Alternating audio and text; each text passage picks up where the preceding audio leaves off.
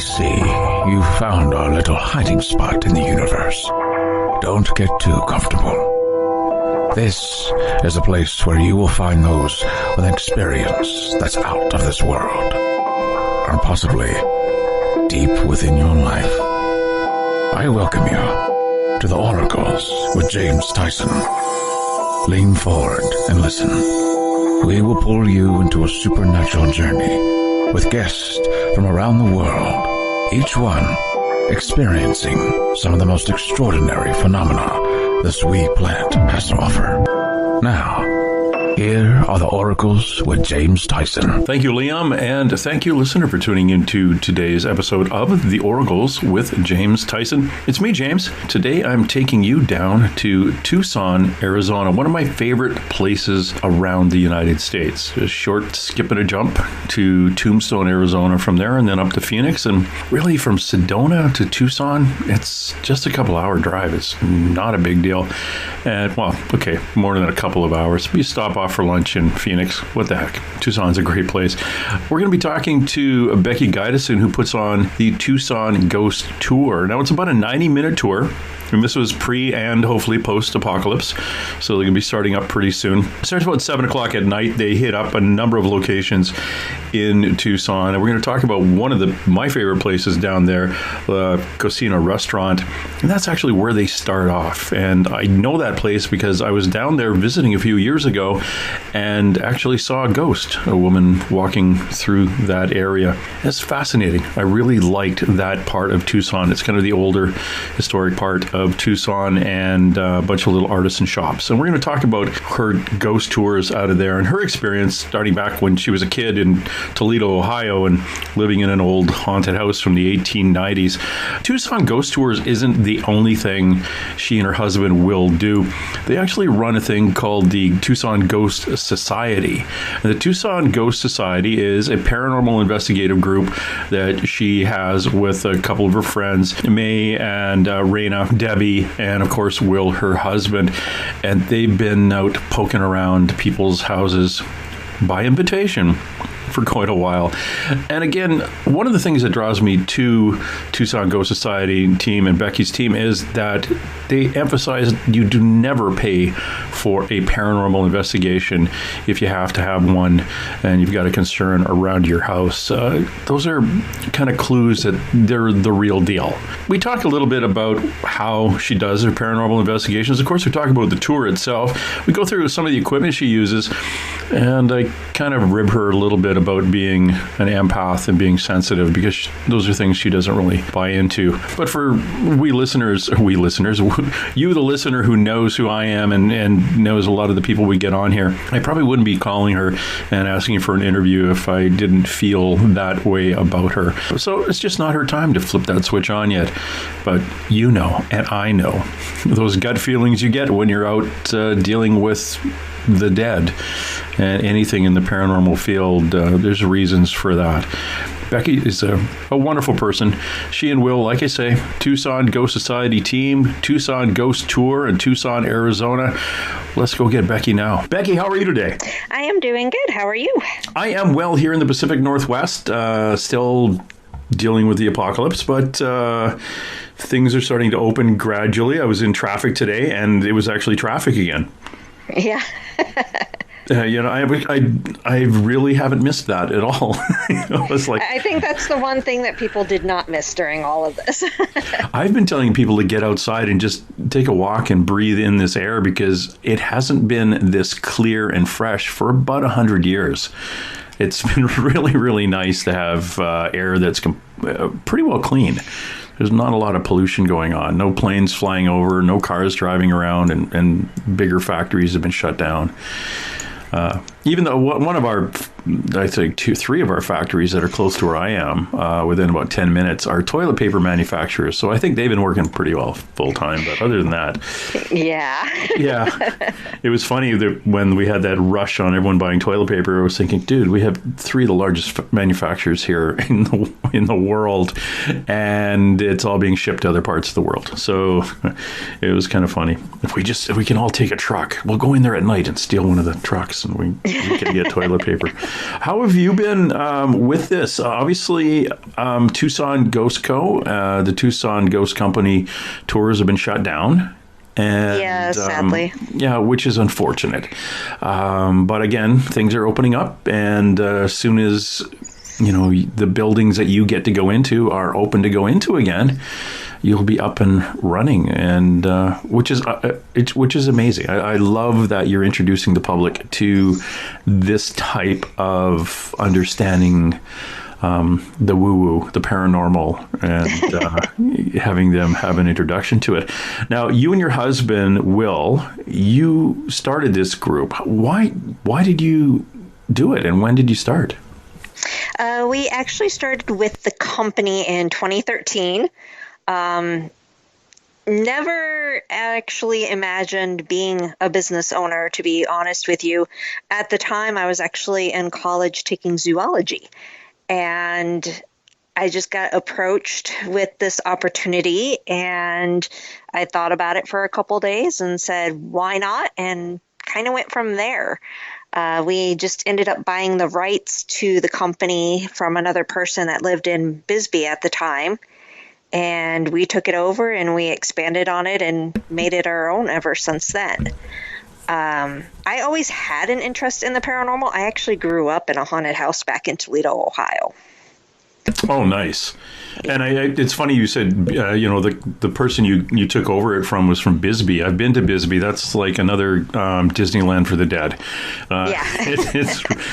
I was in that restaurant, the hotel of the restaurant or the restaurant of the hotel that's really haunted, the old one down there. And it was a lot of fun. Bisbee's a great place. So how long did the person run it before you guys took it over? I think she only had it for a couple years. She had started with her Bisbee tours, and then she had expanded to Tombstone and Tucson, and it ended up being too much to try to keep employees and keep them going. So she ended up giving up both of them. And I had actually went on one of her ghost hunts, and that's how I met her. And I bought one of her books, and I read about the Tucson Ghost Tour, and I was like, wait, I never heard about a Tucson Ghost Tour. Why haven't I heard about this? Because I would have been one of the people taking it. And I contacted her, and I asked her, I said, why haven't I heard of this tour? And she explained to me how, she had it for only about 2 years, and her employee that she trusted with it to run it basically moved, so she had to let it go. And she made a little side remark about, so if you know of anyone that would want to work for me, and right away I'm like, hello, I would love to do something like that. I love talking to people. I love, the whole paranormal. So I was like, I would love to do this. What kind of drew you to go on a paranormal investigation to start with? Yes, you grew up in a haunted house, but when you were growing up in that haunted house, did you actually see and hear things? No, actually, what was really funny is in that house, it was over 100 years old. So the house I lived in was actually built in the 1890s. And I would get creeped out and I wouldn't go into certain areas. And I would hear because I had a weird living situation when I was a kid. I actually lived with my grandma, my grandpa, my mom, and my aunt. And I would hear my grandma talk about ghosts, and I would hear my aunt mention, about weird things that would happen in her room. But when I would mention that I was creeped out, they would be like, oh, you're just a kid. It's just your imagination. And so I never really had any major experiences in that house. But what had happened was later on, it was really funny. My next door neighbors that I had bought the house and they moved in. So we knew who took over our house. And I had gotten in touch with them again years later through Facebook. And I just started talking to her, and she made the comment about the house being haunted. And I'm like, what are you talking about? Because I didn't want to say anything. And she goes, yeah, when we lived there, there would be things thrown around. We would see things. So it really kicked up when we moved out and they moved in. So they're the ones that actually saw things in the house. I just felt that something was there. Now, I got one of woo questions for you. When they moved in, did they have boys in the family? Yes. Yeah, and you were all girls. Yeah, basically, it was only my grandfather, but he had passed away when I was 12. He was in his 50s. Yeah, it's actually a common thing. You'll either it'll be one or the other. You'll get the boys, all the boys in there will stir things up, or it'll be all the girls will stir things up. All right. And yeah, it was the opposite for us. Because there was only 2 girls that moved in, and there was, I think, 3 or 4 boys. I know there's a couple sons and the father. So yeah, it was more boys outweighed the girls when they moved in. Yeah, and that's kind of what tips the energy balance in there. Do you have Irish background? Yes, actually, I do. My maiden name is McKitty. And that would be the same as your grandmother and your aunt who had seen things in there? No, actually, that's my father's side. I was raised with my mother's side, and that side is English. English, okay. Because I know that people who are sensitive, Caucasian people who are sensitive, we have a lot of our background is Welsh, Irish, Scottish, Scandinavian with a dip into Germany, and then the inside of the boot of Italy, coast of France, Spain, and Portugal. And the England part of it is just a cluster of the bastardization of all those other ones. But the Irish seems to be a very intuitive chunk. It's, if you went back a few hundred years, that's our Aboriginal background. That's us living with the land and seeing elemental beings and the sprites of the forests and the fairies and the pagan kind of thing. That's us being Aboriginal as Caucasians. And if you had that Irish mix with an American Indian mix, you'd be glowing in the dark, and you probably would have been seeing things a lot when you were a kid. Well, actually, we do have Indian in our family, too. I think it was a great-great-grandparent was, I want to say, and I don't have the research. My cousin has the one research, but I think she was like a full-blooded Cherokee or something. So...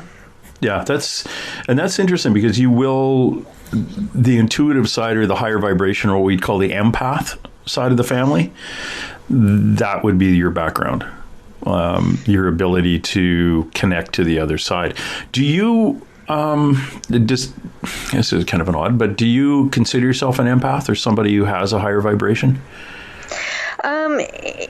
It's funny because I've always felt like I was more sensitive, and it really depends. Sometimes I will get these feelings that are out of the blue and I don't know where they come from. Sometimes I will pick up on other people's emotions. But I've been told many, many times that I shut my abilities off. Yeah, you do. I've been told that so much in my life. Do you know that you're dreaming while you're dreaming? Yes.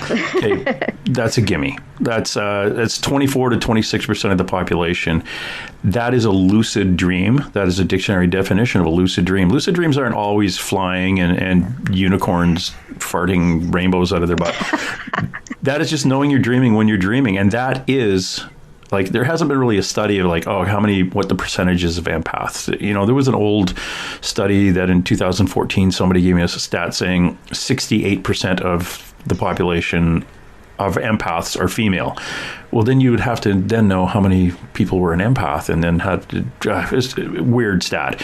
But over time, we looked at it and it was like, oh, hold on, empaths and lucid dreamers, only people who are higher vibration lucid dream, and there are studies all around the world on what the percentage is, and it's 24 to 26%. You also would wake up between 3 and 4:30 in the morning. You may have seen shadows as a kid. High anxiety. All your friends dump their problems on you, like, oh, you're best listener, you give the best hugs, here's all my crap, and they'd walk away. And that was your anxiety as a kid. Attract narcissists. That's, the lower vibration people come out of the wood for us. That waking up at between 3 and 4:30 in the morning is strictly dead people you bring home, because the veil thins between that time. So they come forward. So all day long you're going, Becky, hey, Becky, hey, Becky. And then you fall asleep and 3 to 4:30 comes along and it's like, Becky. And you wake up and I have to pee. Yep. Well, when you were a little kid, what you may have actually seen the shadows. And if you were a little bit nervous, you put the covers over your head and tell them to leave you alone. And there are rules, and they'll leave you alone. Except for kids, they'll come through that. So yeah, you are basically, if you know you're dreaming when you're dreaming, you lucid dream. Yeah, you're an empath. So you are a higher vibration, and you're blocking your ability is actually really good as a paranormal investigator. Yeah, it's really funny that you bring that up, because my team that we formed, and I formed the team shortly after the business, but the team, I have always said, we're going to go off of pure evidence. We're not going to go off of feelings. We're not going to go off of, anything like that. It has to be pure evidence. But it's funny because a lot of the activity always revolves around me. It always has. And so they've learned to set up everything around me. You're a ghost magnet. Yeah. Yeah. Yeah, anything that's going to happen is going to happen to me on an investigation. Everyone pretty much knows that on my team. Yeah, I worked with a guy on a paranormal team. He's a jerk, but if you wanted to get something on photographed, they all showed up in front of his camera. It was amazing. I haven't been that lucky. Yeah, it's like, okay, we could get audio, we can do this, but this guy would just keep randomly clicking away on a camera, and we'd have residual energy. A guy pushing a little hand truck out of an office that is now a completely different part of a building, and pushing a little hand truck out around the corner right at him through the camera. And he was just randomly clicking away. We looked at it and said, well, that's crazy.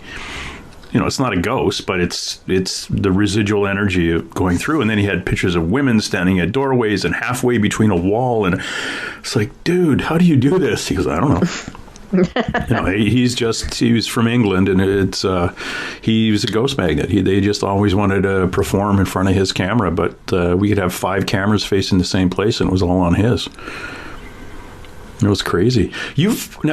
Tucson, I love Tucson. I have been, there's a place, was it kind of the old Tucson area, by the Dusty Monk Pub, La Cocina restaurant. There's a little open air area in there.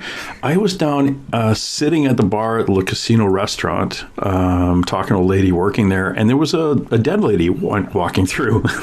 And I haven't seen full body apparitions. I've seen a few of them in my life, and this woman was like a half body apparition. She was a shadow, but when I looked at the shadow, there wasn't anyone causing the shadow, and the shadow had features. And you could have been seeing Rosa. Yeah, she was definitely dark. She was darker. Her hair was up, and she was wearing, I couldn't see anything from the legs down, so it was just like a torso. Obviously there was something there, but I was focused on the face part, so everything was peripheral from there, and her hair was up, but she was very just calmly walking through, and I looked at her, and I looked at the lady behind the bar, who was also very much a glow-in-the-dark kind of person, and I looked back and I said, do you see that lady? And she said, no, did you see a lady? I said, okay, maybe I didn't. Why? I'll have 3 more drinks. So that I found was a really interesting, the energy in that area was very interesting. Is that something that you guys run into? Do you have store owners calling you up saying, hey, I think we have a ghost here?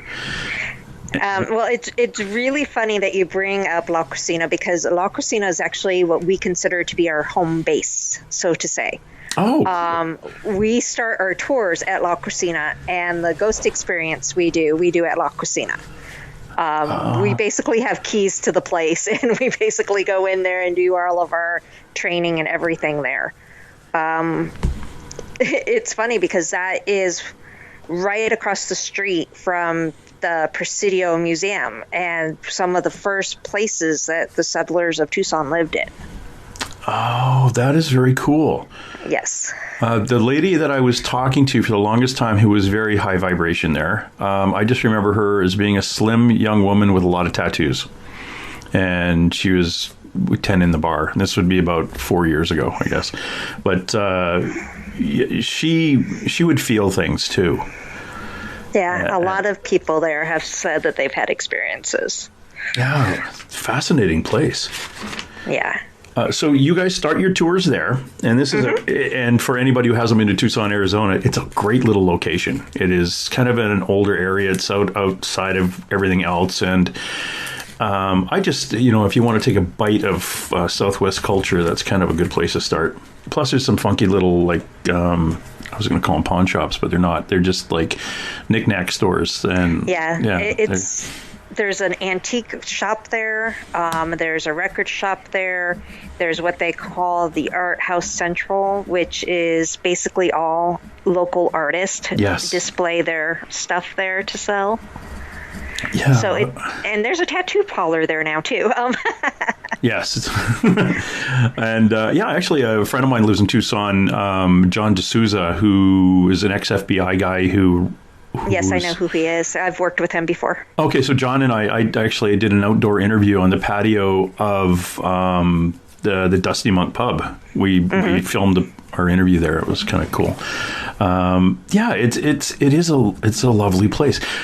Take me through a ghost tour of Tucson. What do you start at La Cocina, and where do you go?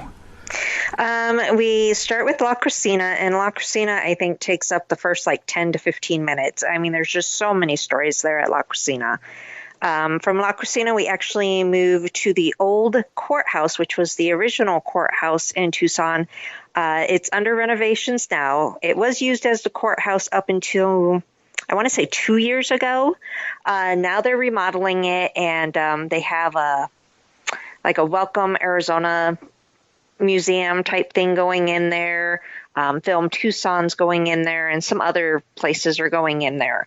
I'm hoping once they're done with those renovations that we can go in there and investigate, because I've heard a lot of stories come from that courthouse, and the stories I heard actually came from a judge.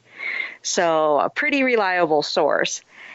After the courthouse, we go to the old Pioneer building. There's a lot of history and tragedy at the Pioneer.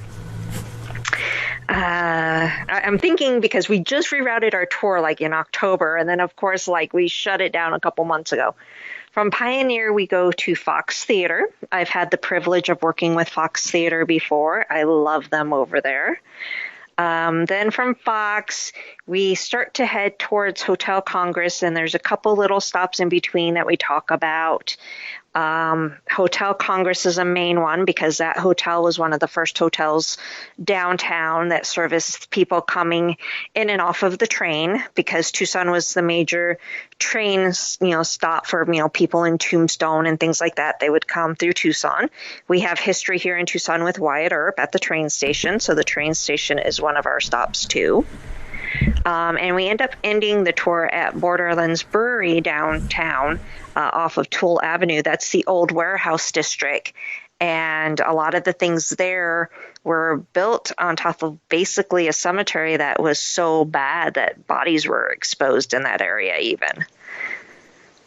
That's kind of lovely, isn't it? Yeah. Well, downtown Tucson has a bad history of building on our old cemeteries, so...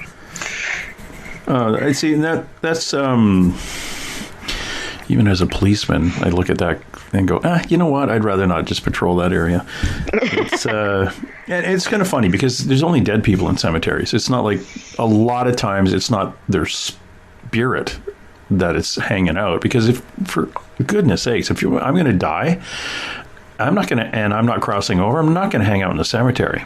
All right. I am going to go to the Fox Theater. I'm going to go to the Hotel Congress and I hang out in the bar. It's one of those things that people don't understand. It's like why schools are very haunted. Theaters and schools, it's really positive energy, and there's lots going on there. So I'm going to go hang out there. No, I'm not going to hang out in the cemetery. But I find, and have you done this where you are in a cemetery and it seems to be really quiet until you read the name on the tombstone? What I've had happen to me actually is I will be drawn to a certain grave. And I don't know why. I had that happen actually in Tombstone. And we did the old cemetery, not the Boot Hill thing, but we did the old cemetery. And we were walking around, and what was really weird is we kept hearing this weird noise, and it was my husband and I. So Will and I were walking the cemetery. It was freezing cold.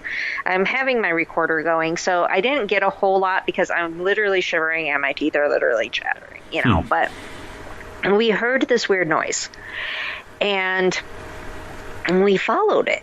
And it wasn't a bug. It wasn't anything like that. We couldn't describe what it was. It was the weirdest noise that we had heard. And both Will and I were hearing it, and we're going, where the hell is this coming from? So we're following it, and once we get to a certain grave, it completely stops. And we were like, okay, that was weird. We looked around trying to find whatever it was. Nothing was in that area making noise. We couldn't find a bird, bugs, nothing. And it just stopped once we reached a certain, grave. And I thought, that is the weirdest thing. And then we kept walking around. And before we left, as we were exiting, I was like, we have to go to the left. And we went to the left.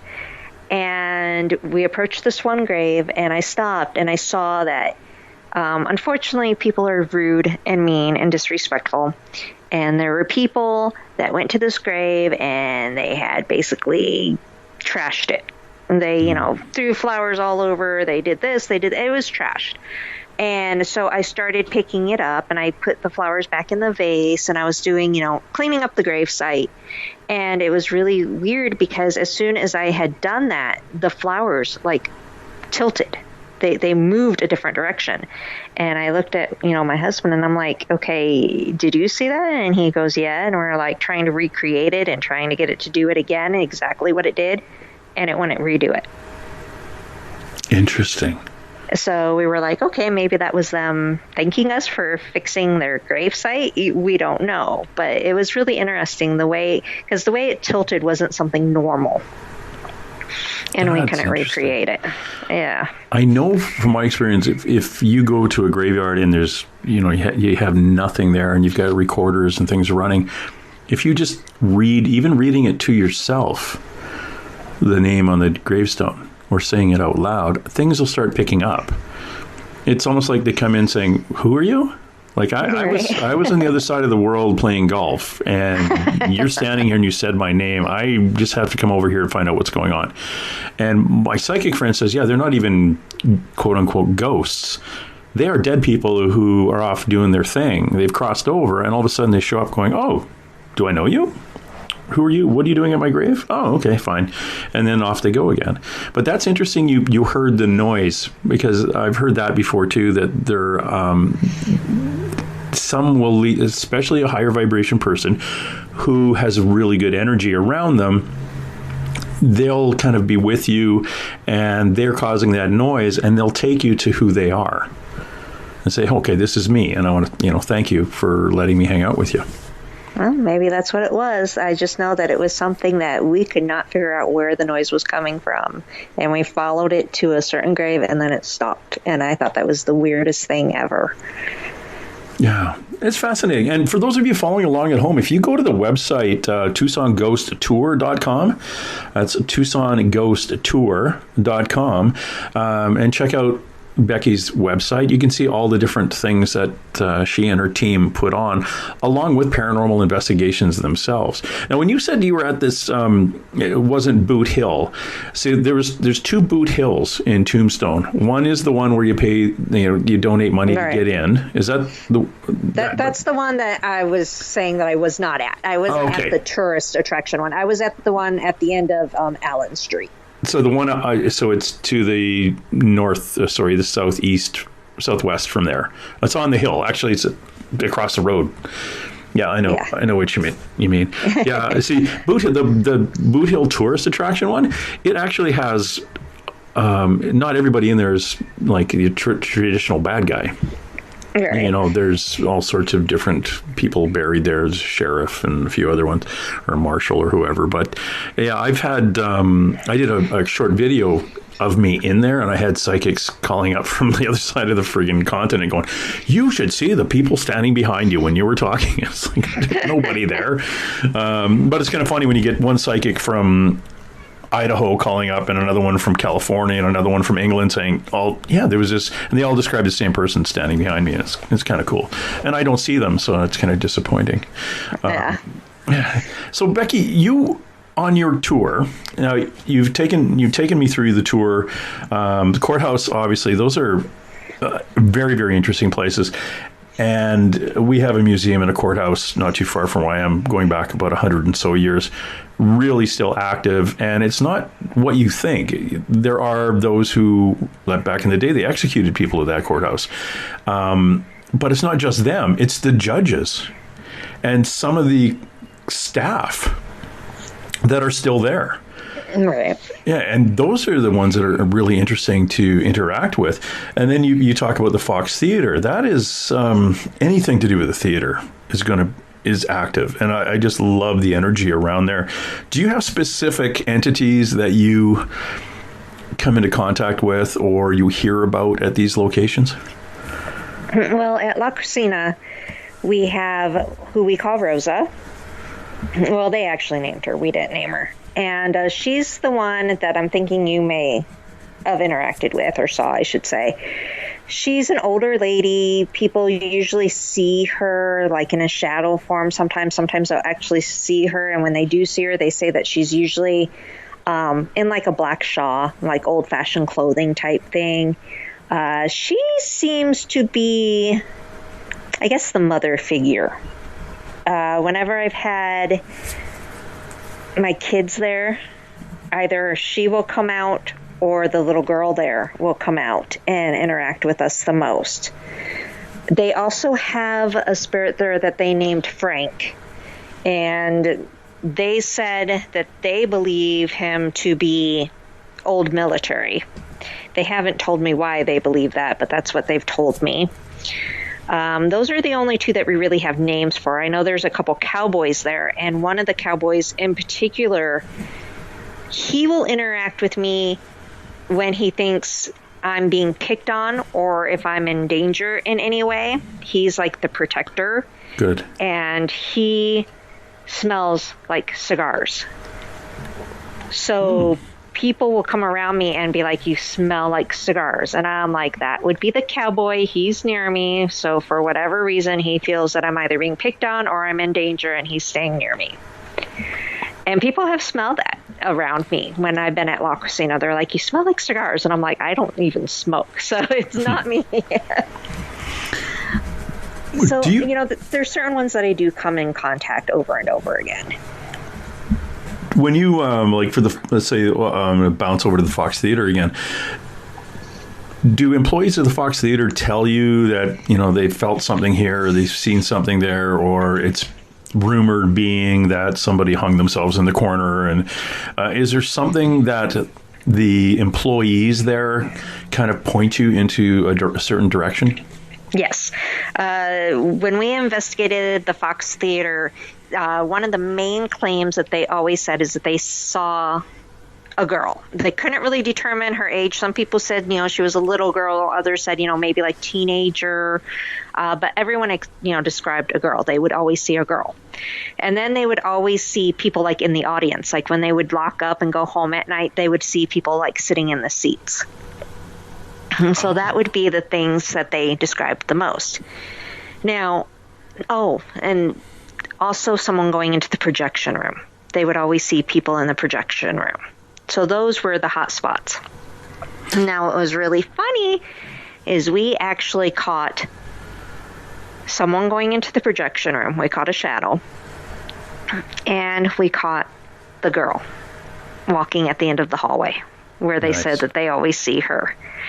It's funny because I'm not a technical person. Really, I'm not. You give me technology and I'll mess it up. I cannot deal with it. I don't know how to do these things, like edit videos and stuff. Whenever I put up YouTube videos, they're raw and unedited because I can't do it. But that's good because I can't fake evidence. But, No, you can't. Yeah. But at Fox Theater, I didn't unfortunately catch the shadow going into the projection room. That was just something I saw. The cameras didn't catch it. But the cameras did catch the girl walking. But it was so fast and such a blur that I had to slow it down to catch it. And, at one point in time, you actually see the figure. Now, when I went to play it for them at Fox Theater and I'm showing them this, I'm like putting it on pause every second so they can see it because I had no clue how to edit it to slow it down for them. So I handed over that evidence for them, and they were supposed to try to figure it out how to slow it down and get it to be shown. But I don't know if they ever did anything with it or not. But I can't deal with stuff like that. I am the worst when it comes to trying to edit video and trying to get to right where something happens. I'm the one fast forwarding. Wait, I went past it. I'm the worst at that stuff. But when I showed them, the video and I, explained to them what I saw, they were like, we knew it. We knew there had to be something here. Well, that's really cool. And it's validating for those who've been seeing these things out of the corner of their eye for the longest time or hear stories of it and think, oh, come on, I never see stuff like that. Yeah. What is it? Also interesting that you actually have film of these things, and I've always told people this is that there is a paranormal television show that's been on for over 10 years now, and I don't think they've got a picture of a ghost yet. But our paranormal teams could get them every weekend. It was bizarre. It's like, how can you not get a picture of a ghost? And have you run into the situation? First of all, let's go through what kind of equipment do you use for taking pictures? We just use regular cameras, nothing in particular. We used to have a team member that had like professional cameras and all that stuff. He left the team, unfortunately. So we just basically have our phones and regular freaking, cameras. We were using a digital. I think someone went out and bought one of the old-fashioned film ones where you actually have to put film in a camera. Ooh. Outrageous. That's archaic.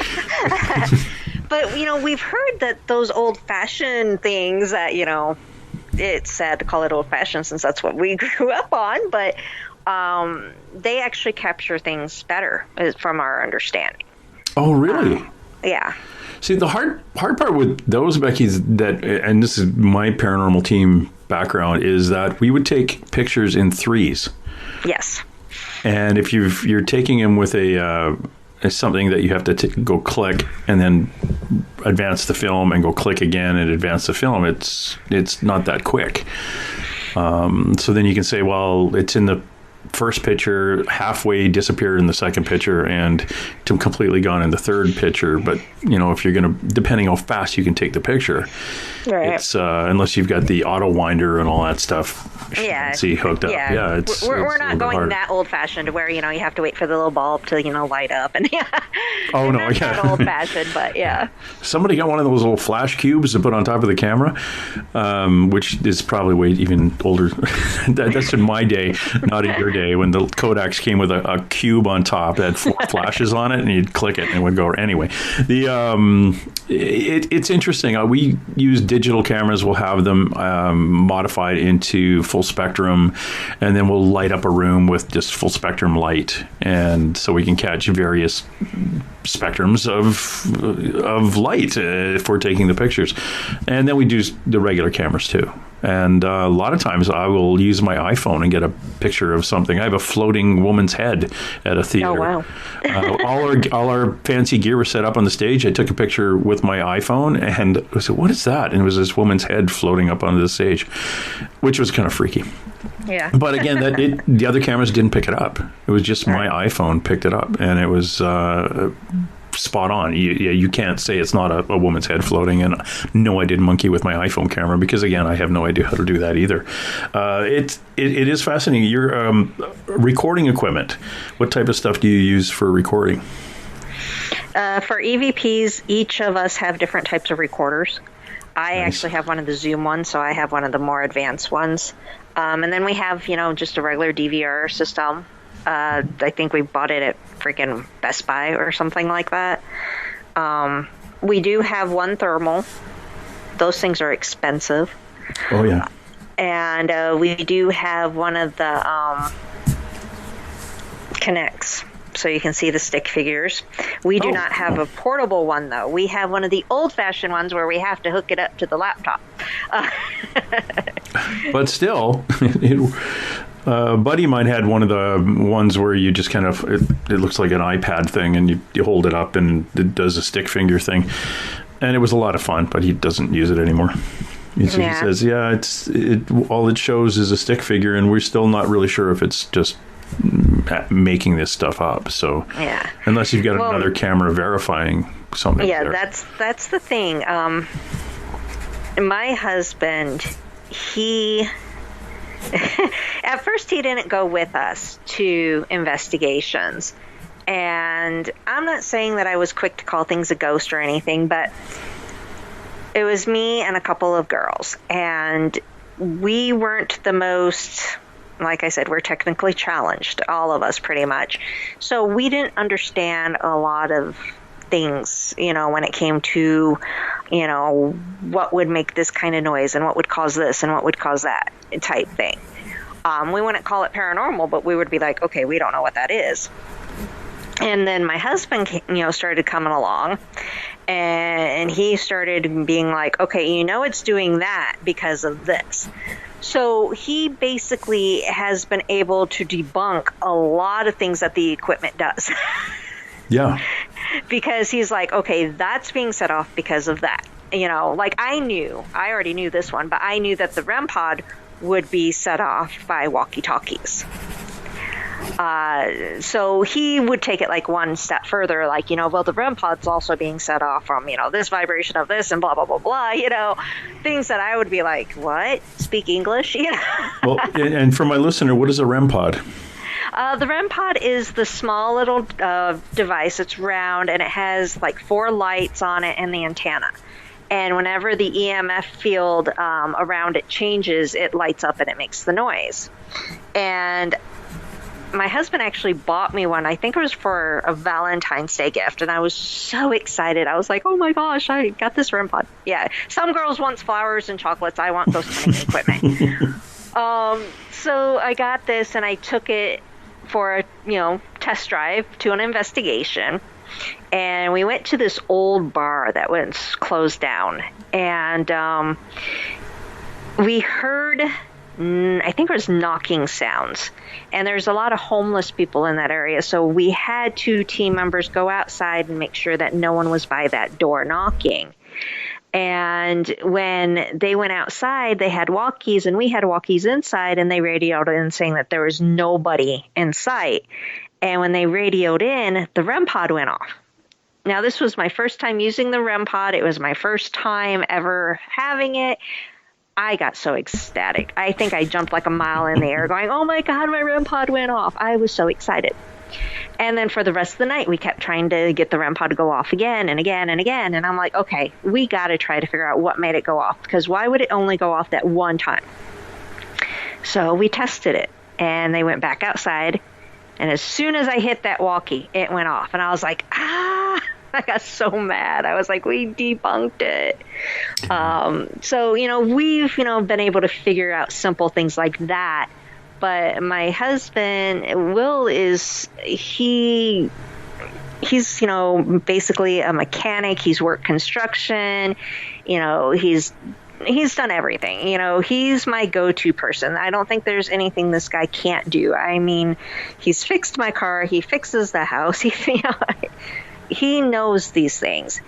And so when it comes to all these electronic things we use, he knows what they're meant to be for, because a lot of these things aren't meant for ghost hunting. They just figured out, oh, this works for ghost hunting. So he knows what they're actually supposed to do, so he knows what else they actually pick up on.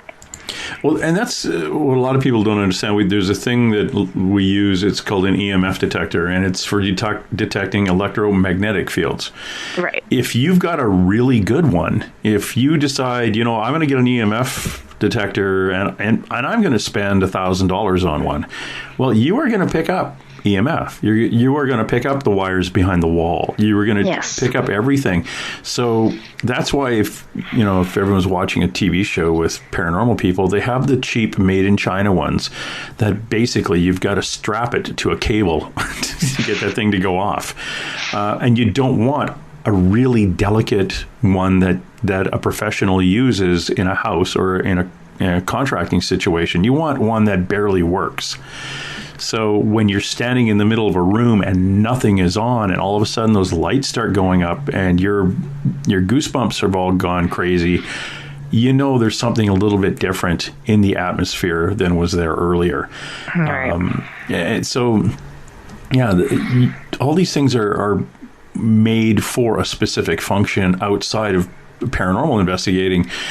We've just adapted them. And the EMF detector is the big one. It's like, do not go spend a lot of money on them. And unfortunately, the $30 ones are now $90 because everyone's so buying many them. people are into it now. So stop that. Complain about buying the $90 ones. Get the cheapo. Those still great cheap ones. Do you ever use those as a communication device? Yes, we have. We try to do all kinds of different techniques. So we've tried to see what works, what doesn't work. We've tried, using the K2, asking them to light up, certain colors if they're there. We've done the twist flashlights. We've done everything you can think of. And the bottom line always comes down to if they want to do it. Of course, yeah. That's the bottom line. If they don't want to play along, they're just going to do whatever they want to do. At La Cocina, when I was doing a ghost experience one time, we were doing the twist flashlights. And I'm not sure if it was... Explain a bit, what do you mean by that? Okay, the twist flashlights are where you put down... It's usually one or two twist flashlights, and you just barely turn them off. So you twist them to where it's very easy to turn them on. And we set them down, and we always test it because we hit the surface to make sure that, if something hits the surface, we're not turning it on ourselves or anything like that. But it's easy enough for the spirits to twist them on and off. And the idea is they're supposed to twist it on for yes, or one for yes, one for no, however you want to go about doing it. And we've had it work in the past to where, we've asked, are you, a certain age, and we'll name age groups and I'll turn on at, the certain age group, male, female. We've had it work. We have. And it's really interesting, though, because one night at La Cocina, and I'm not sure if it was a kid doing this or if someone was just, because there's supposed to be pranksters there, too. But they didn't want to answer any questions. They just wanted to play. And they wanted to do it when someone was looking directly into the flashlight. They would not twist it on or, anything until someone was looking directly at it. And then they would twist it on so you'd, get this bright light in your eyes. If you would walk away, no one would be looking at it. Nothing would happen. But the minute someone was looking at it, they would twist it on. It was like, haha, I blinded you. That is funny. We are talking to Becky Gydesen of the Tucson Ghost Tour, also Tucson Ghost Co. and the Tucson Ghost Society. And those are a couple of email addresses. Tucson Ghost Society at Outlook.com if you want to know anything a little more about what she's up to and her team is up to. You can also get a hold of them at Tucson Ghost Co. at Hotmail.com. And again, the website, TucsonGhostTour.com, will give you a good breakdown and idea of what they do.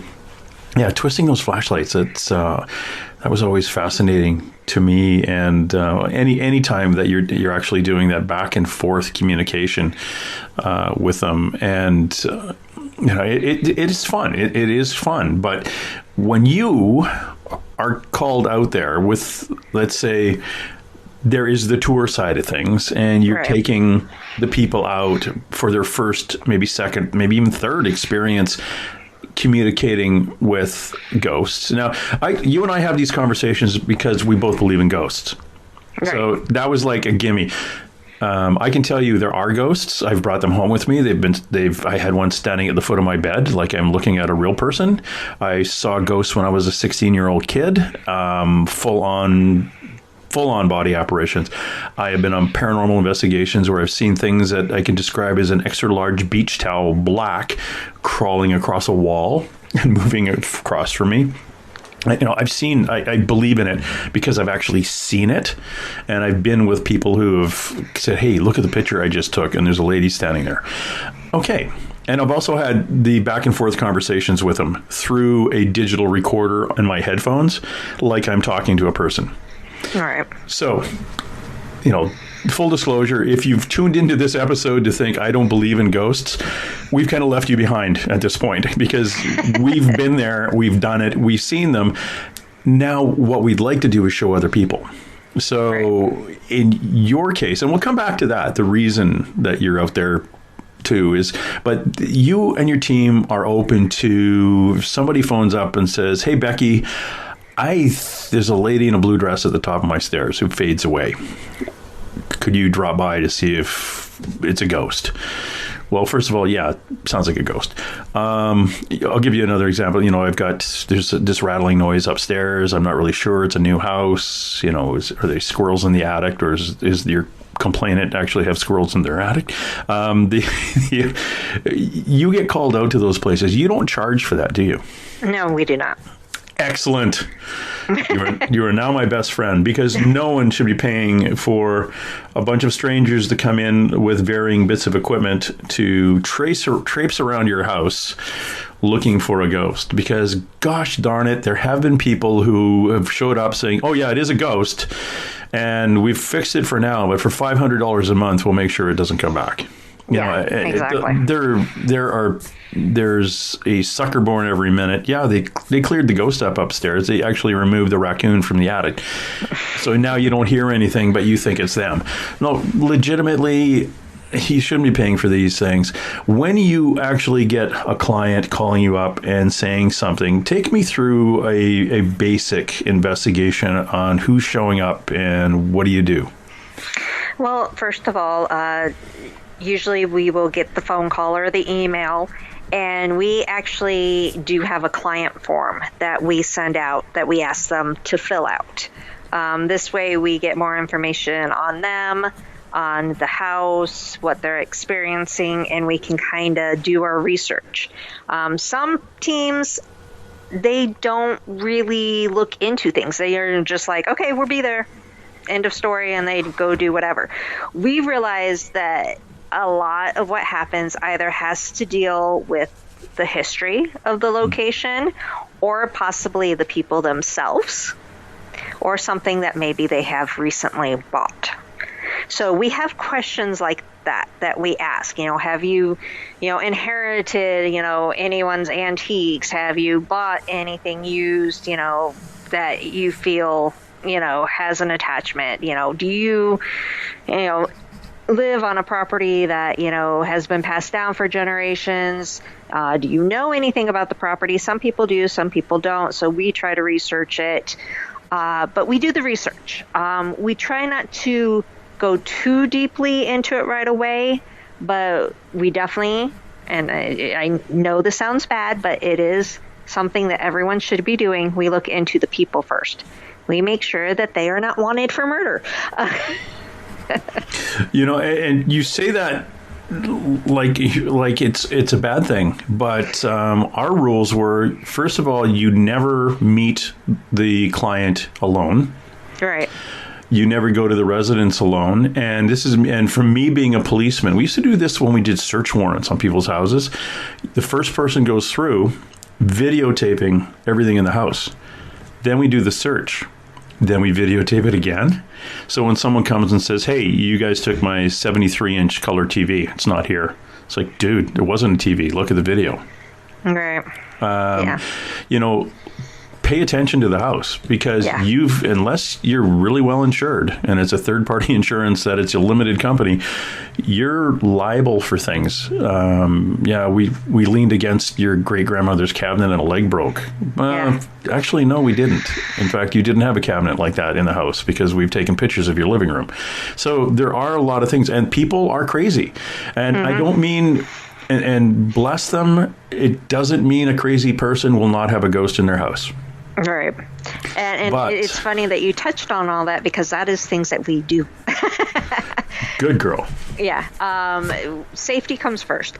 Basically, besides my husband, we've always been a female team. I mean, we've had a guy here and there, but we've always been a female team. And, we have to be safe.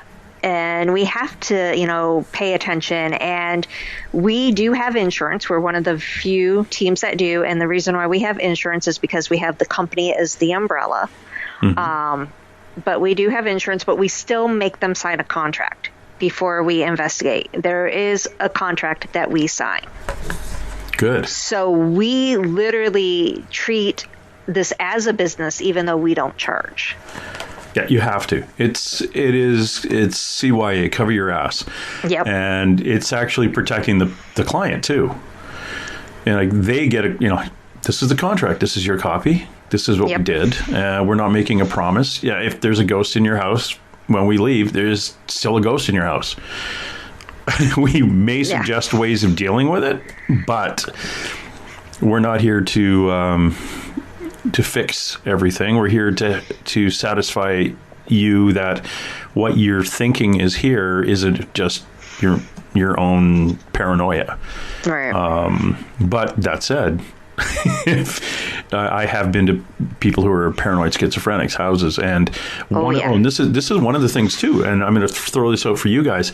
I don't know if you've run into this, but you get to the client and you'll say, well, do you have any history? What's going on? Oh, I've written everything down. And they'll come out with paperwork, and they've written it like in the edges of the newspaper and the edges of the book. Everything, every scrap of paper has handwriting on it. They've recorded everything and they show it to you. A paranoid schizophrenic, the worst thing you can do is say, hey, can we take this and go maybe photocopy it? They'll look at you and think, some of them may look at you and think, oh, that's all the evidence I have, and that person's going to take it. That must be one of them. And there was a policeman in Ontario, went to a fellow was complaining about something in his house, not a ghost most likely, or something around his neighbors. And the policeman said, oh, that's really interesting. And it was a whole bunch of documents that this guy had handwritten. And he said, could I take that back to the office and photocopy it? And this guy was paranoid. And he said, oh, and it was in the policeman's hands. And as the policeman turned around, he killed him. Oh, my goodness. Because he thought the policeman was one of the spies. Yeah. And then he called the police again. So oh, my God. It's like, okay, so those are things you don't want to take away from a client. You look at it, and the first thing you do is think, okay, mental health issue. Right. Bless them. He has a mental health issue, but it's not a house that you want to be in. All right. And again, could be haunted. Nothing's to say it can't be haunted, but it's not a client you're going to take on. Right, exactly. Yeah. And Safety that's first. Something that I think some people that are getting into this field for the wrong reasons don't realize. And if you're in this for actually the research and for the right reasons, you're going to realize you can't help everyone and you can't take on every case. That's the bottom line. Which kind of gets me to the next question, Becky, is why would you take on a client? We have taken on many. I've lost count on how many cases we've done. At first, we did it because we wanted answers, and we wanted to go in there and see what we could catch. Not only help them, but we wanted to find it. As time went on, it was more of the fact that, we need to help these people. We need to help them.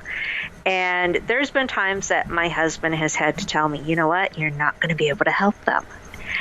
And I made the mistake one time. I took a case and he told me, he goes, you're not going to be able to help her. It's a mental issue. You're not going to be able to help her. But I felt so bad for her. She cried on my shoulder, and I felt, how upset she was, and I couldn't tell her no. And we took this case, and What didn't help was she was already paranoid. I mean, she wasn't as bad as you described earlier, but she was already paranoid, and her apartment that she lived in cornered the elevator of the building. So her workspace was right near that elevator, sending off those huge high EMFs. And she's already a paranoid person, and she's working around these high EMF fields. Her paranoia went through the roof because of all this. We didn't find anything paranormal at all in her place. It was just basically her paranoia that was doing it, and the fact that she's around these high EMFs. And it got to the point to where she was asking my husband to go with her to her storage unit because she was afraid she was being spied on by, her ex and things like that. And we finally had to cut ties with her and tell her, look, you need to go to the cops if that's what you believe it is. We can't help you any further. So we have dealt with things like that. So we try to be a little bit more picky on things. But we try to pick the people that we do feel really need our help, who are really desperate. And we're actually reevaluating this weekend because of all this going on. We have to rethink how we're going to go about things. But we kind of have a criteria, if they have children, if, this, that, and we kind of go by these things to where we feel if they should be at the top of the list, if it's something we don't feel we can help them. And we go from there. But it's definitely, to help them and to try to calm them down and to try to get them to understand the situation at hand. If your team comes to my house and they say, you said you saw, again, defaulting to the lady in the blue dress. You come there, you've got a picture of the lady in the blue dress, you have a conversation with her, you tell me, this is the stuff, and this was the hardest part for me on the paranormal team I was on. They would get all this evidence and not tell the client. Oh, no. I know, it was really bad, which is one of the main reasons I left, because I thought they were just insane. They wouldn't even tell the client. If the client was happened to be there the night we were there, they wouldn't even show them the pictures on the camera, and they'd whisper. And it was like a big... But what I think they were doing is they were... okay, we're going to come back next week and we're going to bring more people. We're going to maybe get another paranormal team in here. We're going to get some more pictures and we're going to keep going. And you're going to milk this thing for as much as... Well, it's a freaking person's private house. Right, exactly. Morons. Anyway, calming down again. But, you get the evidence. What do you do? What can you do to help the person with the dead person that's in their house? Okay, well, I'm going to touch base on what you said about, the client's there. We do not ask our clients to leave, but if something does happen when they are there, we try not to allow them to panic, and we try to tell them it could be this or that, and we tell them, we're not going to call it paranormal until we can review it further. So we try to keep them calm until we can review things further. Then we, take the next, we try to do it as fast as possible. We tell them within 2 weeks. Sometimes we can do it faster. And we review all the evidence, what we come back with. Sometimes it's, nothing. Sometimes it's something. And we approach them with this evidence. We show them, we let them listen. And then we ask them, how would you want to proceed? Some of them are fine with what we found. Some of them are like, we don't want this. So we ask them how they want to proceed. If they want it gone, we try to do a simple cleansing, but we tell them, it's not necessarily going to work. We give them suggestions of what they can do. And for the most part, we tell them lay down the law, because a lot of times that's what works best, them laying down the law. Mm-hmm. And we give the clients the control of, where do you go from here? What do you want done from here? And we go from there. If they want another investigation, we go back. If they, are... and it depends on the client. We've had, one client where we went into her house 2 or 3 times before she was comfortable with the situation. We had, one client that, they wanted one spirit gone, but they didn't care if the other one stayed. It varies so much that we can't assume, we can't, be like, okay, this is what we're going to do because this is, what we feel is best. That's not our decision. That's the client's decision. Do you ever use a psychic with you? No. Why? Because of the fact that we've ran into situations that they will go in, and I'm going to be quite honest with you, I don't believe a lot of psychics are truly psychic. I do believe that there are ones that are true and real. I have, talked to a few that they've hit things right on for me, and I was going, I don't know how you knew that. But then I've talked to others that they were fishing for things, and through their fishing is, how they came up with things. And the ones that I have dealt with, I base my team on being more scientific. I like to be scientific. And so I tell anyone that claims to be psychic, I'm like, okay, we want to go off of evidence, not off of feelings.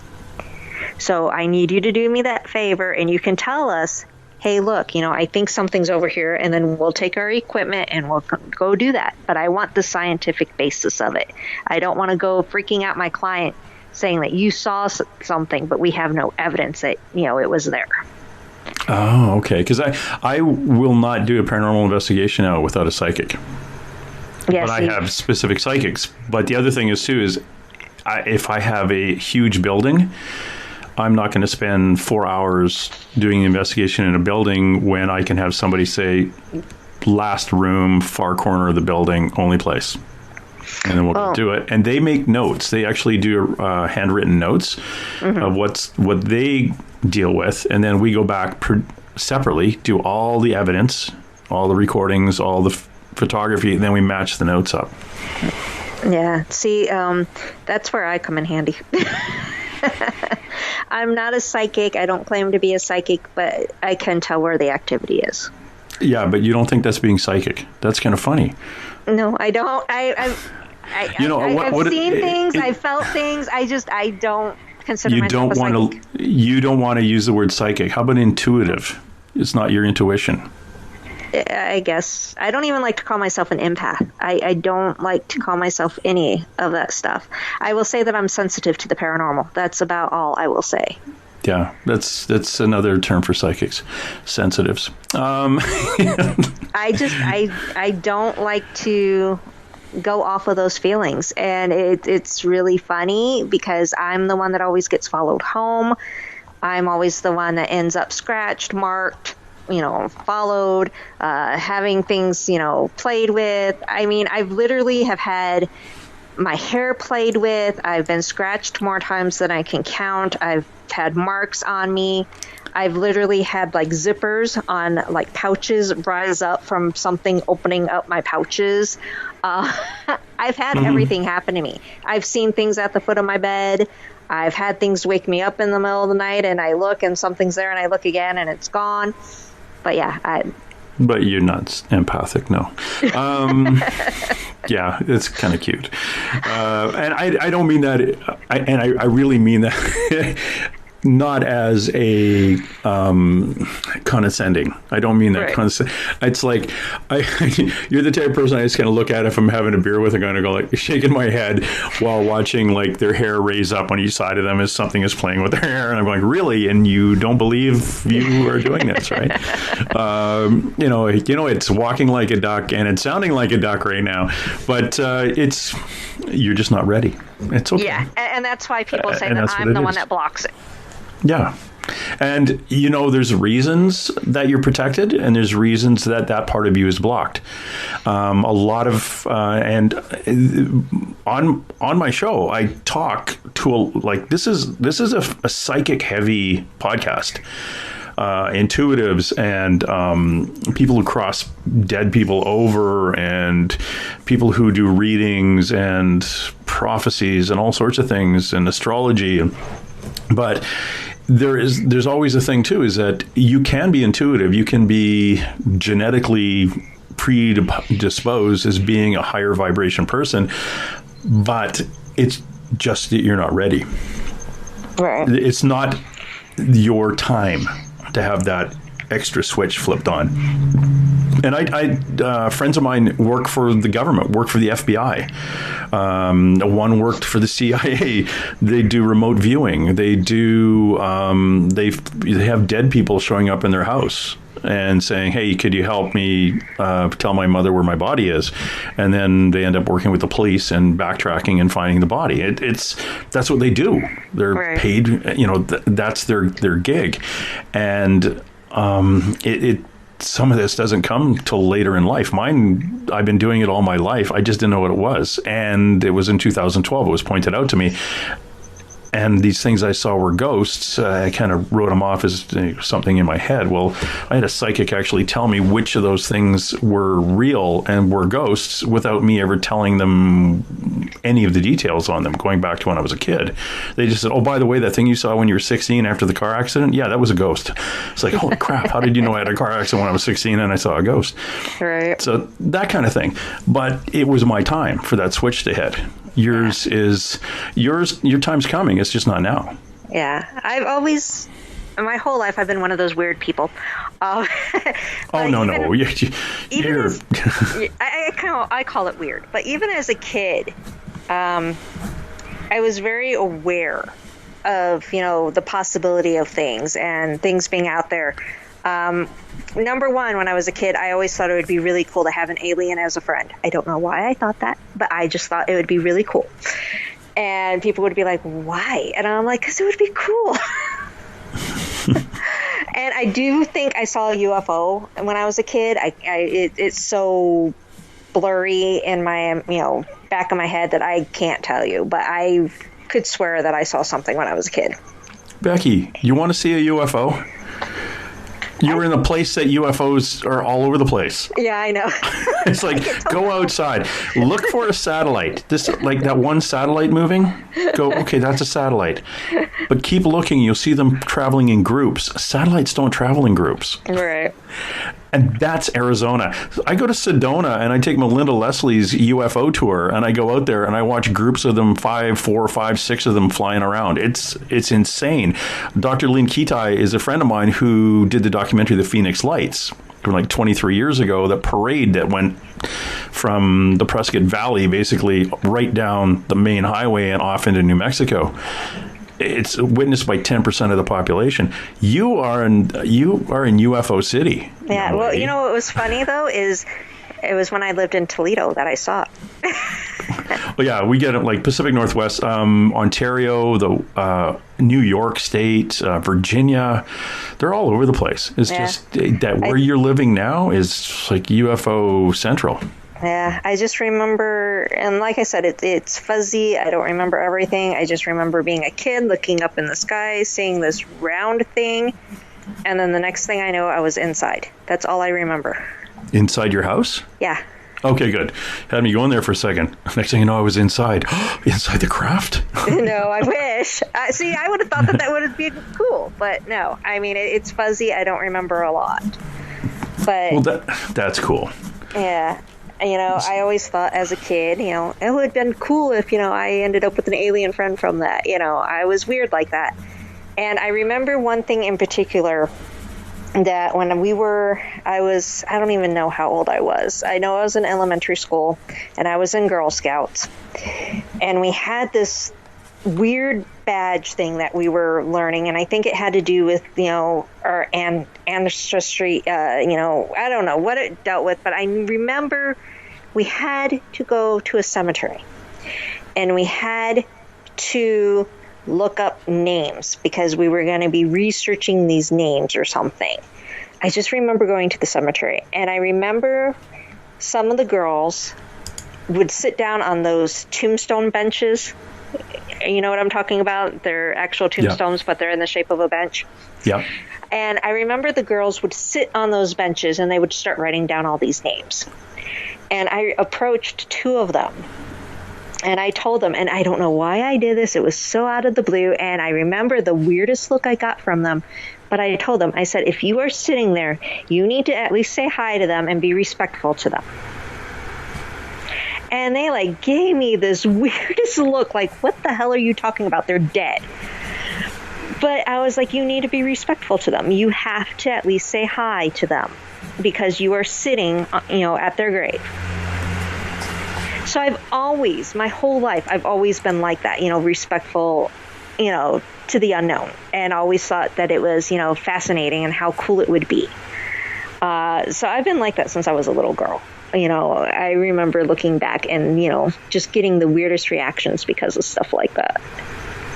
But it's cool. It's a different way of seeing what's around you, and it's also respectful to the unknown, especially in a cemetery when you're walking around, and it's like, give a little respect. There's the remains of human beings under your feet right now. Yeah. Oh, I'm like one of those people that I try not to step on graves, and if I do, I'm like, oh, I'm sorry. I've always done that. That's how I am. I've always been that way. I remember going in a graveyard one night, and as an adult, as a policeman, because there were some kids horsing around through the cemetery, and I stubbed my toe on like the flat tombstone that's kind of set into the ground. Mm-hmm. I stubbed my toe on it, and I said, "Oh, I'm sorry." It's like, and there's nobody around, and I kind of looked around and, okay, that was odd. But I was apologizing and said, "Oh, sorry about that. Just go back to sleep. I'm just moving through." Yeah. It was like I was going through my kids' room and I banged their bed by mistake. Oh, sorry, it's okay. Go back to sleep. Yeah. It's fascinating. We are talking to Becky Gydesen. She is one of the owners, she and her husband Will, of Tucson Ghost Company. Go to the website, please, TucsonGhostTour.com, and check out all the cool stuff that they're up to. And yes, because of the apocalypse, everything's been shut down for a bit. So depending on when you're listening to this, because it is in the podcast ether out there right now, this, of course, was being recorded in May 2020. And if you're off into the future and you found this recording somewhere under a rock, it's back in the day we used to have a thing called a podcast, and that's what it is. We're talking about it's very, very interesting. I love Tucson. I love El Charro restaurant, the homie, the chimichanga. Mm-hmm. And you've got great old stuff, and anytime you've got old stuff, you've got me. And anytime you've got that much quartz and silver in the ground, you're going to have all sorts of cool activity. And I find that from Bisbee to Tombstone, just a solar loading of that energy from the sun, it seems like dead people can kind of tap into that and get your attention in more ways than one. Like you say, pitching your butt, pulling your hair, unzipping your fanny pack kind of thing. It is something that's very, very unique to that energy. You have there's a river running through there, correct? There's I can't remember. Water in Tucson? Water. No, there isn't a river? We have the Santa Cruz, but as far as it ever having water in it, during the monsoon, but that's about it. During the monsoon, that was November 1983. Because that's one of the things that we find here in the Pacific Northwest anyway. If you're around anywhere of tidal movement of water or running river, we find energies such as the dead can kind of tap into that and become a little bit stronger enough to be able to see them. Or beside a railway track. Yes. We've noticed that one. Yeah. One of the locations we've investigated, literally the railroad is right behind the building. Oh, okay. It's annoying, but it kicks up the energy. Yeah, and that's where I was having this conversation. I think my very first week as a paranormal investigator, having a conversation with a disembodied woman across the table from me. There was a train going by every 40 minutes. So you could hear it coming on your, like with the headphones on. Yeah. You knew it was coming half an hour before it got there. Kind of, okay, the train's coming. But once it went by, you're fine. But that energy, plus it was a river, a very large, fast-moving river. So all that energy they could tap into. And I found in places like Bisbee and Tombstone, it's primarily Tombstone, of course, there's no water there, but it's on top of a flippin' silver mine. Right. Many silver mines, lots of quartz in the ground, and easier to see. And I don't know what your opinion on is on the dead people, but there are dead people all over the place. It's just that some are a little more easy to interact with. Right. And it's based on, my understanding anyway, or my belief is it's based on the energy they can pull in to make themselves available to you. Have you gone through the thing where your batteries all die? Oh, yeah. Yeah, and that's one of them too. Yeah, or that my equipment, I've had the opposite, where we've had something off and it'll turn on. Yeah, and to me, those are attention getters. Mm-hmm. Like, hey, I'm here. I had I was doing a residential one, and downstairs in the basement where the teenage boy was staying, it was very active. They'd seen things, they heard coughing, they heard knocks and bumps and everything. And while we were down there, the his Nintendo game was beeping and burping and doing all that stuff, but it wasn't plugged in. No, yeah. That's always an interesting thing. Yeah, so we're looking at it going, oh, well, did anyone step on that, or did anyone turn it on? And one of the guys says, it's not even plugged into the wall. And we're looking at the lights going on it and thinking, okay, that's a clue. That's right up there with opening and closing cupboard doors. But it's draining the batteries, to me, was always like, okay, I need some energy because I need to get your attention. And they're draining the batteries and still not getting your attention. But that, turning things on, turning things off, the flashlight too, the twist of flashlights, EMF detector with the lights going back and forth. Sometimes they want to. I did a documentary where literally I did old school. I hung a piece of string, and I said, if there's anybody here, move the string. And it was an extremely active place in the bar, in a pub.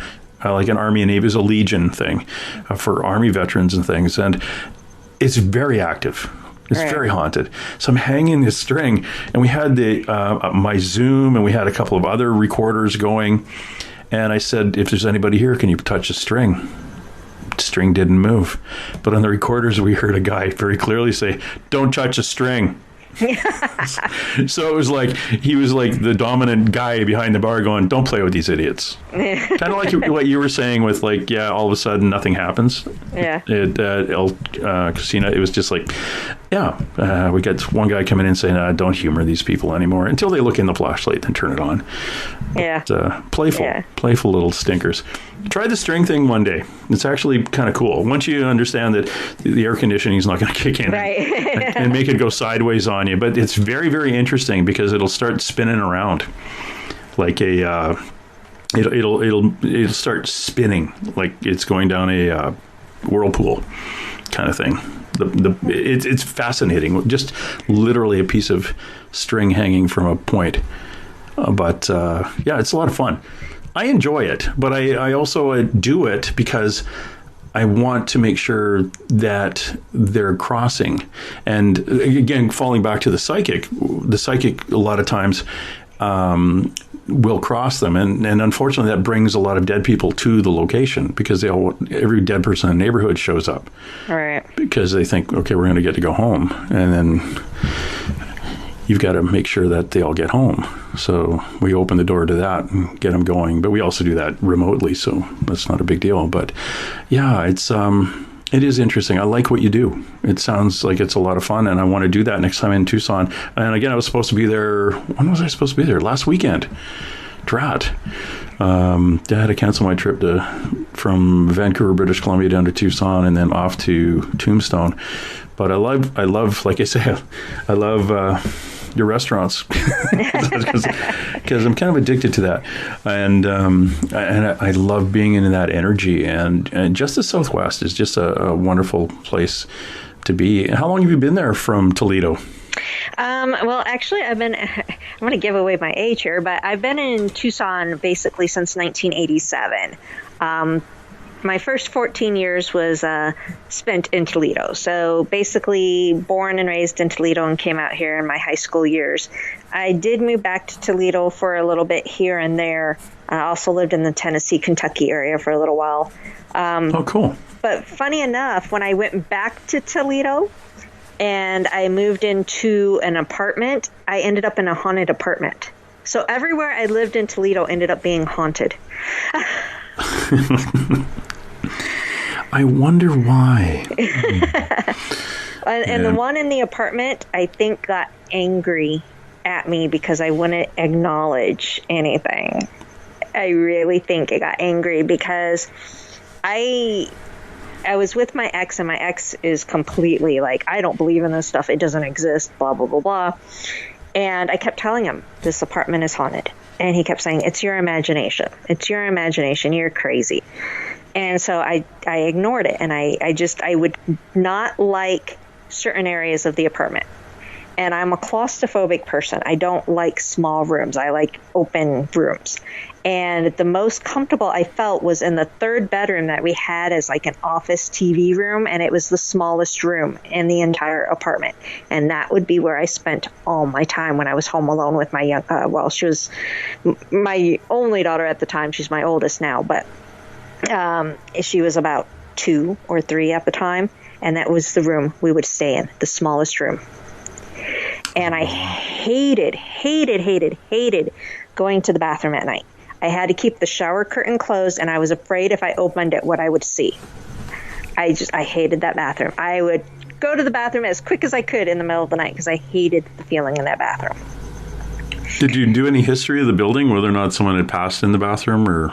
No, I never did any of the history. Which, after I said that out loud, I thought, yeah, that would be stupid to do. Like, I'm going to tape. This bathroom creeps me out. Let's find out if someone died in here, because that would make me feel much better. It's like, no, we're moving the bathroom into the kitchen now. Well, now, I'm curious since I don't live there anymore. But at the time, I didn't want to know. And of course, yeah. What was really funny is that ended up being my first major paranormal experience, was living in that apartment, because I was home with my, like I said, she was maybe 3 at the time. She's like 20 now. But we were just her and I heard this loud, like crashing, like this loud knocking sound. And I was like, okay, what was that? And I had a cat. So I'm thinking, okay, the cat knocked something over and broke something. Great. So the apartment kind of went in like a circle in some ways. So I started off in the kitchen. And I'm looking for like a broken glass or something on the floor so I can clean it up. Nothing. So I go back to my like bedroom. Nothing. Look into my daughter's room. Nothing. When I come back into the living room, and the third bedroom was on the other side of the living room, I saw broken glass on the ground. And I'm like, okay, what broke? And I look up and I saw my picture. But here's the weird thing. The picture was literally flipped. I could see the little thing that you hang, those little rough edges, you know what I'm talking about, the little hanging hook? Yeah, that little rippled saw blade looking thing. Yeah, I could see that looking at me, but yet the picture was still on the wall. But the glass was broke and the picture was on the floor, but I could see the hanging hook facing me. So it literally flipped and broke. Weird stuff, Becky. And I like picked up the glass, but I left everything else, because I had a kid. I didn't want my kid getting cut. But I picked up the glass. I left everything else the way it was. And my ex came home that night, and I said, "Come here, follow me." Took him into the living room. He saw the picture on the floor. He saw the frame, and I said, "Explain that." He's all, "Well, why did you flip it?" I'm like, "I didn't touch it." And he goes, "Oh, the wind must have done it." And I'm like, the wind? Seriously? The wind? Very windy living room. Yeah. I'm like, the wind flipped a picture frame. You got to be kidding me. We ended up moving out shortly afterwards. But that was my first major experience that made me go, okay, how? What? Why? I couldn't wrap my head around it. I didn't understand it. And a couple, few years later is, here I am with my, current husband, we're flipping through channels, watching Ghost Hunters. And I'm like, oh, people talk about this. I can talk about this. And I kind of shyly asked, Will if he believed in ghosts. And he said that he had an experience when he was a kid. So I was like, I can talk about my experience now. I can talk about all these weird things I've had my whole life. And I started doing that then. Well, good. This is the time. In about 15 years ago, things started changing. Yeah. And if you in the woo-woo community, if you talk about people awakening and things, a lot of the paranormal television shows added to that because people knew that they could talk about it out loud without being placed into a white jacket with one sleeve that ties in the back. Exactly. Yeah, and more people are coming out saying, "Oh, my grandmother now is a little more easily. We can talk to her about those things that went bump in the night, and so and so used to see this, or those shadows I used to see as a kid, or whatever." And it's a common conversation, and that expanded into I've gone to Bigfoot conferences in Kennewick, Washington, where I'm sitting at a table with these seniors who flock to these conferences because it's the only place they can talk about the 9-foot tall hairy thing that was picking fruit in the backyard that grandma saw, because her whole family doesn't believe her. But right. Everybody at the conference does, because they all saw the same thing growing up. So it's like a bunch of kids getting together saying, "Oh, you saw that too? Okay, good. We can all talk about it." But now it's not just at the conferences. They can talk about it over Christmas dinner and things like that. And it's not just like, "Oh, here goes Granny again on the hairy thing." And Granny can now say, "Well, I was talking to Dr. So-and-so and Meldrum, who also confirms that this could be." And it's like, okay, Granny, this is getting kind of cool now. Yeah. Because now we can go and look it up on TV too. But the ghost thing kind of really opened up a door to spiritualism. Mm-hmm. And the belief into something else out there. Becky, what do you think happens to us after we die? I think we become energy. I do believe that, I'm one of these people that I don't believe in a set religion.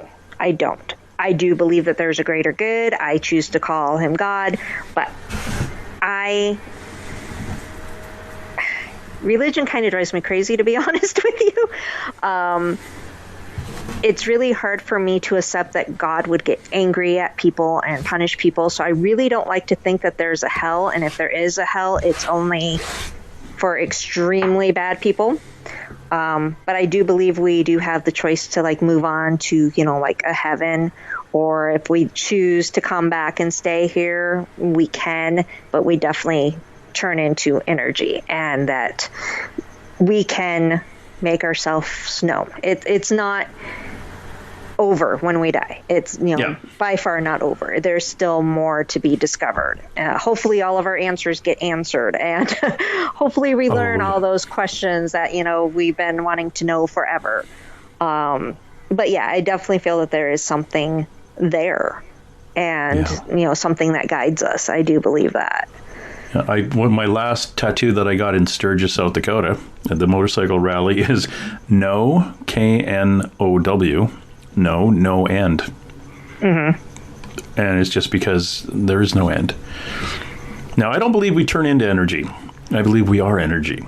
Well, and then when our meat sack shuts down, we just continue on. Right. And off we go. Yeah, the religion thing is very, very interesting. And because, when I cross over, there's a few reasons why people don't cross. And one of them is, a very common one is they have a religious belief that, they coveted their neighbor's wife or something, and they broke a 10 commandment, therefore I'm going to go to hell. I thought we were just going to be all worm food, and now I realize there's a light, and my great-grandmother's coming through, and I'm thinking, oh, crap, I can't go. So I'm just going to stay here. And one of the things we do, because they think they have a religious reason to stay, we say, if you want to go that route, well, if Jesus died for your sins, why would you still be punished? Right. And all they had to do was take that hesitation, like, what? And then usually, and 100% of the time, somebody comes through and says, yeah, no, they're telling the truth, you can go. And it's usually, one guy was died in prison in the 1940s. His cellmate came through. Another one, it's their ex-husband or a friend of theirs come through and go, no, let's go. They're telling the truth. Off you go. But it's fascinating dealing with talking to dead people. Yeah. And figuring out why exactly they've kind of hung back.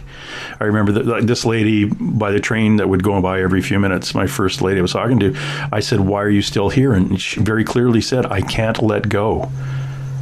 And she worked in the building that was a sheet metal manufacturing place in the 1940s, but it was now a restaurant. And people would go into the ladies' room and look in the mirror, and she'd be standing behind them with the kind of cat's eyes 50s glasses and really like fire engine red lipstick, and they'd feel very calm.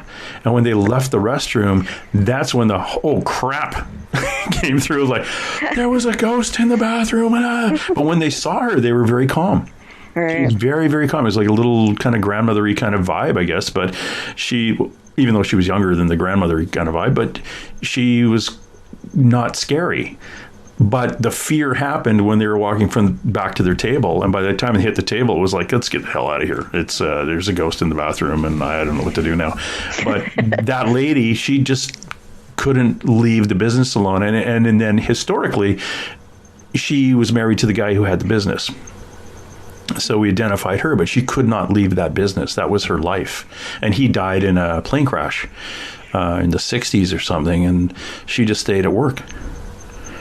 It's fascinating why they're still there. And that's the other thing that I find really cool is why haven't you moved on? I dealt with one that I think basically because he committed suicide, he felt that he wouldn't be welcomed.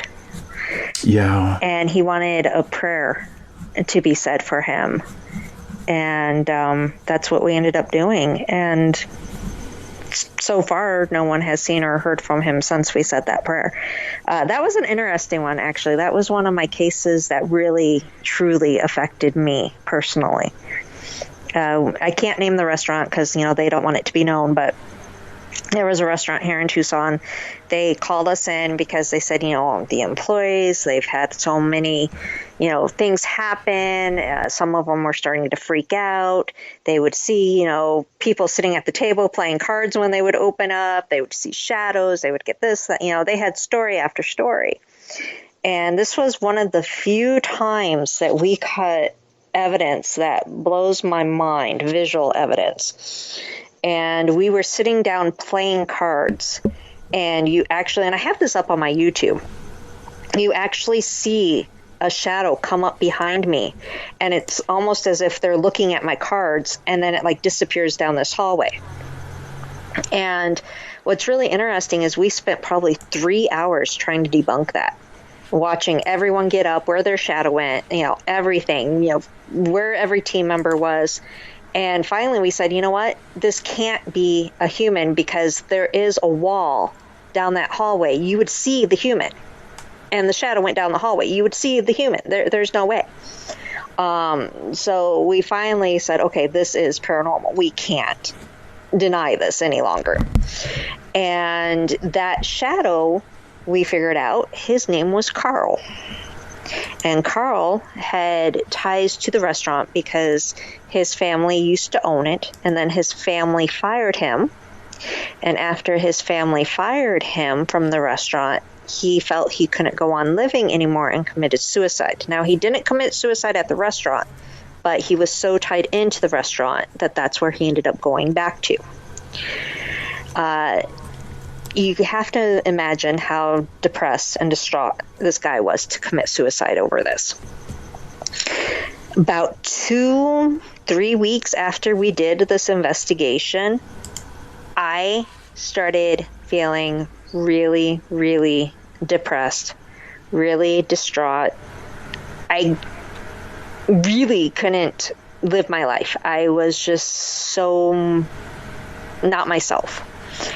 And so I ended up, talking to my team member, May, and I said, I can't figure this out. I was fine. All of a sudden, this came over me. We started talking about it, and we're like, okay, what about the restaurant? What happened there? We know that this shadow was behind me. We know this shadow connected with me. What was this guy's name? And we went into, the research even further and everything, and I was like, okay, this has to be Carl. Because I was starting to have paranormal things happen at my house too. And so I ended up doing an EVP session, and I had one of those little apps that would spit out the words and stuff. And so I was doing the EVP session and one of those apps, and I was like, I was literally in tears. You can literally hear me crying in this recording. And I said, I need to know, Carl, if you are here, if this is the person that's here in the house with me. And I got a very clear yes in the EVP, as clear as can be, that, this was Carl. And I was like, Carl, what do you need me to do? And it popped up, pray. So I said, okay, I'll say a prayer for you. And I said a prayer for him. It was really weird. Then everything stopped. I mean, I had the depression went away, the stress went away, the air felt lighter, everything felt differently. And that case really had affected me. And I think that was one of the first times that I literally felt like I did for sure help, Carl move on. And I knew, the name and everything. So that hit really close to me. That was one of my most intense. You understand why you felt depressed, right? It was because of Carl. You felt his depression. Yeah. Yeah, because you're that word you don't want to say you are. So, yeah, you brought that home, and the reason he came home with you because he knew you could help. Right. And it's just getting your switch turned on to point you in that direction that got him there. We talked about people going to the light. The light is always there. It just disappears. Right. If that makes sense. They don't see it. But all they have to do is shut their ghostly eyes, take a deep breath and focus. And every friggin' relative they've ever had in millennia shows up saying, yeah, it's okay, come on. Right. But it's getting them over that hump. And if they get kind of caught up in they get caught up within the last moments of their life, and that just spins in them, and they have to get out of that. They get out of their head. And you were just the lightning rod that needed to be flicked on. Now, we were talking about your YouTube channel. It's Tucson Ghost Company, and I just subscribed. So there I am. Well, thank you. Yeah, so if you guys listen to YouTube, definitely. And in fact, I will send you a copy of this podcast, and you can put it up on YouTube too. If I can figure it out. Oh, yeah. You'll notice on my YouTube that I think I have maybe one, maybe two edited videos, and that was when we had an old team member that could do that for us. Everything else is just raw and unedited because I don't know how to do that. I used to do a podcast too called Mysteries Explained, and that's up on our YouTube. I personally did not do that. When we were part of the network, on Spreaker would automatically do that for us. I didn't know how to do that. There's only one of them up there. How many episodes did you do? We used to do Mysteries Explained I did it for 3 or 4 years. We switched networks a couple times before we went to our very own network. First, we were on a local station out here, it's the most hilarious story. A lot of things, and I know everyone's like, see, this tells you this is what you're meant to do. A lot of things fall in my lap. I don't go looking for it. And the radio show was one of them.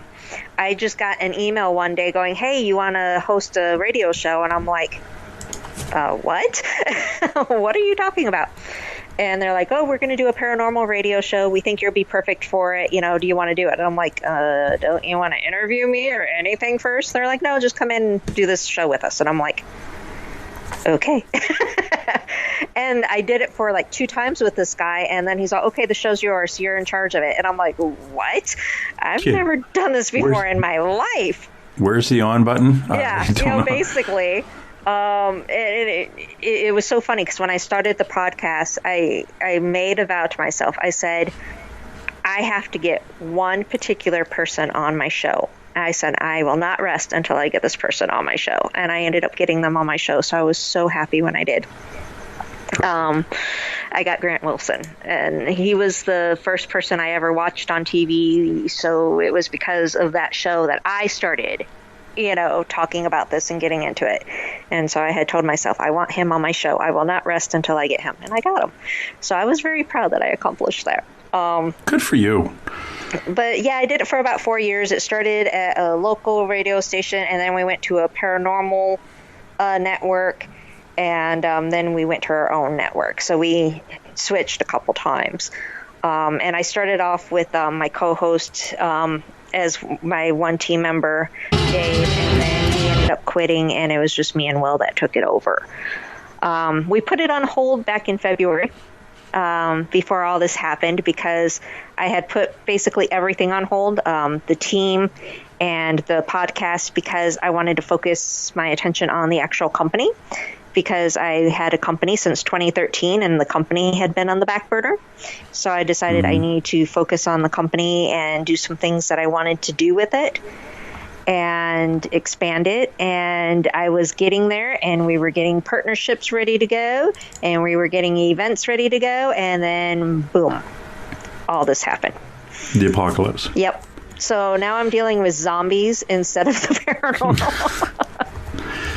Yeah, it was at the beginning of the apocalypse. It was quite easy to find them because they were all wearing masks. Now everyone's wearing a mask, and you can't just tell who the zombies are.